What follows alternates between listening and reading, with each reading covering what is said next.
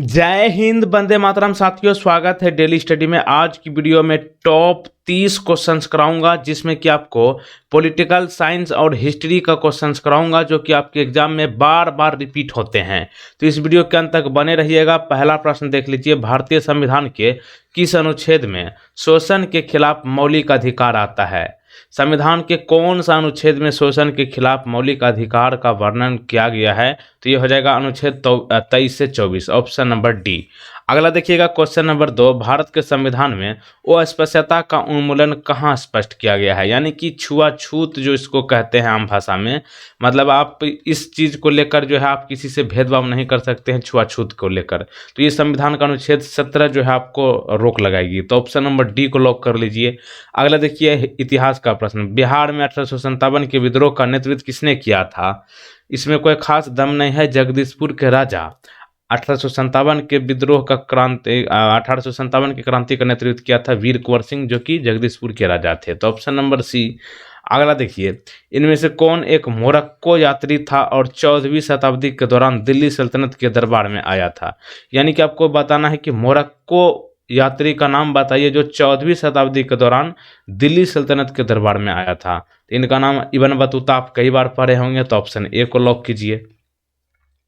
अगला देखिए, भारतीय संविधान में पहला संशोधन कब किया गया था?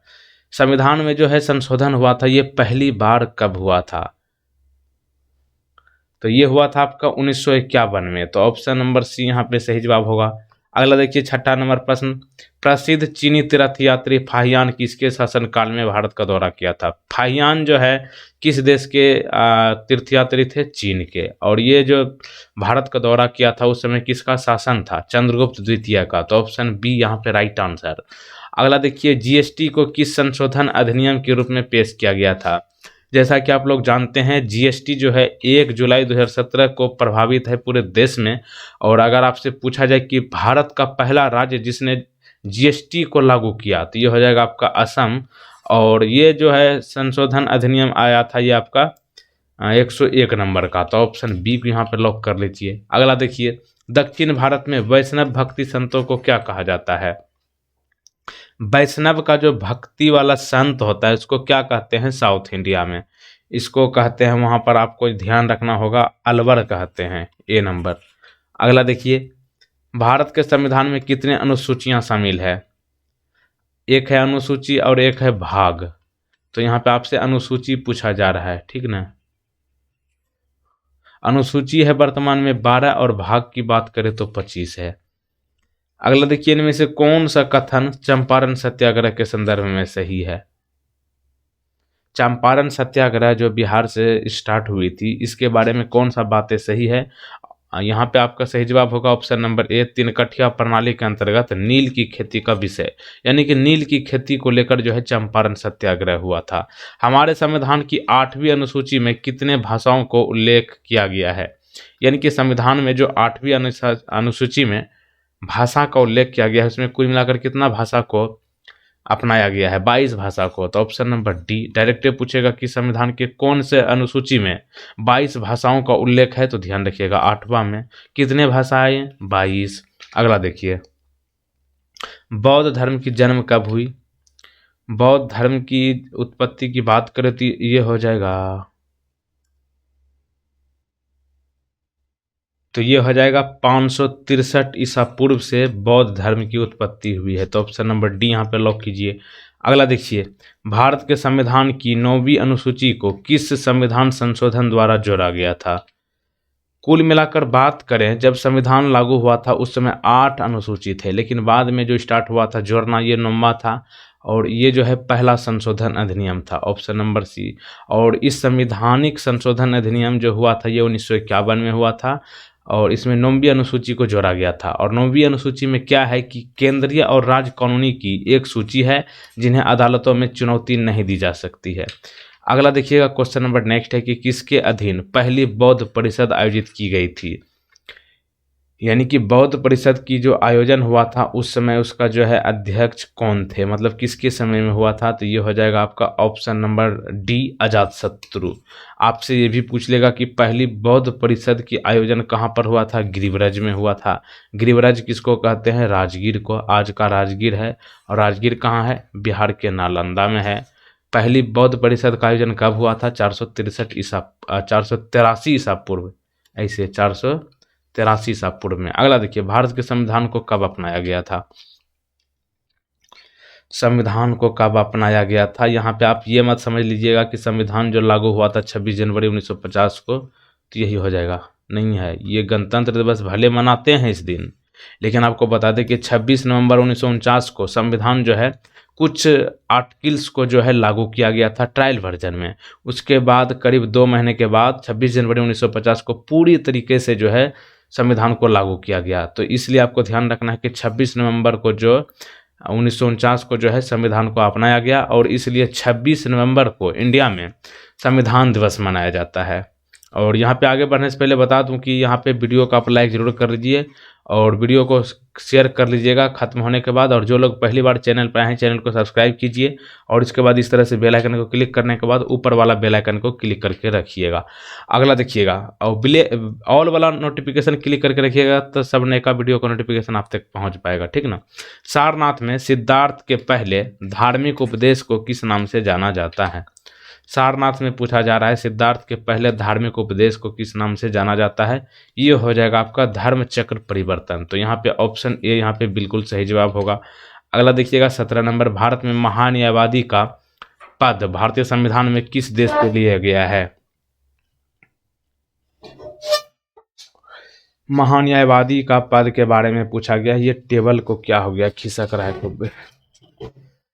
महान्यायवादी का पद जो है भारतीय संविधान में लिया गया है ब्रिटेन से। तो यहाँ पे ऑप्शन नंबर सी सही जवाब होगा।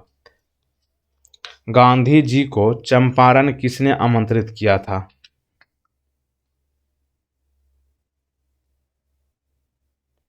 गांधी जी को चंपारण किसने आमंत्रित किया था, यह हो जाएगा राजकुमार शुक्ला जी। तो ऑप्शन बी। अगला देखिए, किसने संवैधानिक उपचार का अधिकार को भारतीय संविधान का हृदय और आत्मा माना है,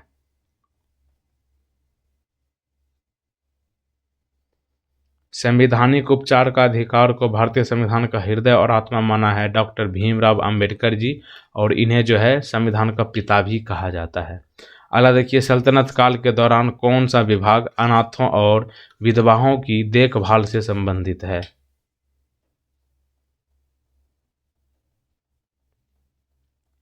सल्तनत काल के दौरान जो है अनाथ और विधवाओं की देखभाल के लिए हुआ था, उसका नाम था दीवान ए खैरात, दीवान ए खैरात।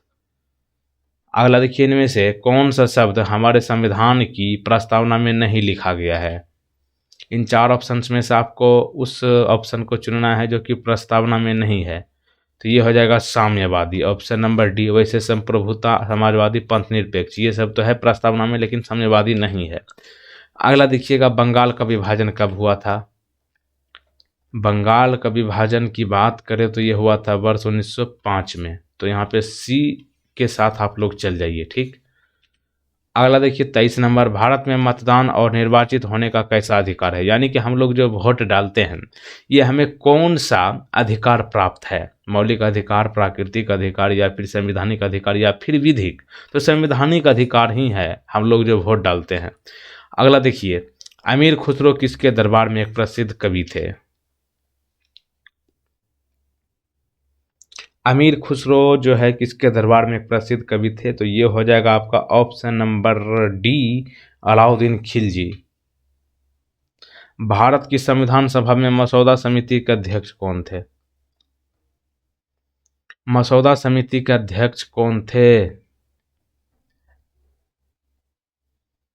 तो ये होगा डॉक्टर भीमराव अंबेडकर जी। बिहार के किस राज्यपाल ने बलबन को 63 हाथियों का उपहार भेंट किया गया जब वह सिंहासन पर चढ़े थे।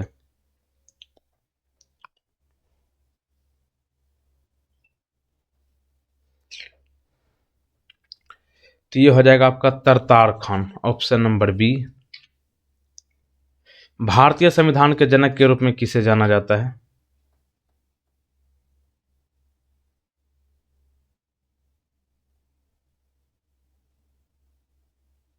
डॉक्टर भीमराव अंबेडकर जी को। नायनमार किसके भक्त थे? इतिहास का प्रश्न है। नायनमार किसके भक्त थे? ये थे शिव के भक्त। और अलवार किसके भक्त थे? यही दो को पूछा जाता है। नायनमार किसके भक्त थे? शिव के। और अलवार किसके भक्त थे? विष्णु के। संविधान के किस अनुच्छेद में 14 वर्ष से कम बच्चों से काम करवाना संवैधानिक जुर्म है? 14 वर्ष से कम बच्चों को जो है आप कहीं पे फैक्ट्री वगैरह में काम नहीं करवा सकते हैं, ये संविधान का अनुच्छेद 24 कहता है। तो ऑप्शन नंबर सी। इसको याद रखने का तरीका क्या है? बच्चे की उम्र कम से कम कितना बताया जा रहा है? 14 वर्ष से कम बच्चे को आप नहीं काम करवा सकते हैं। इसमें अगर आप 10 ऐड कर दीजिएगा तो हो जाएगा 24। और 24 वर्ष की आयु में बच्चे जो है मैच्योर हो जाते हैं, कमाने लगते हैं, खाने लगते हैं। शादी भी कर दीजिएगा तो घर चला लेगा। तो ये सब जो है आप इस तरह से याद रख लीजिएगा। 24 + 10 24। बौद्ध से संबंधित कार्ले गुफा किस राज्य में है?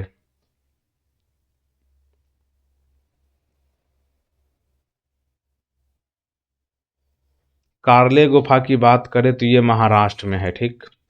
और देखिए यहाँ पे एक प्रश्न आपके लिए है, बिहार केसरी किसे कहा जाता है? इस प्रश्न का सही जवाब आपको नीचे कमेंट बॉक्स में बताना है। और पिछला वीडियो आप नहीं देखे हैं तो आपकी स्क्रीन पर आ चुका है, उसको आप देख लीजिए। और इधर आपको प्ले लिस्ट मिलेगा। तब तक देखते रहिए डेली स्टडी। जय हिंद, वंदे मातरम।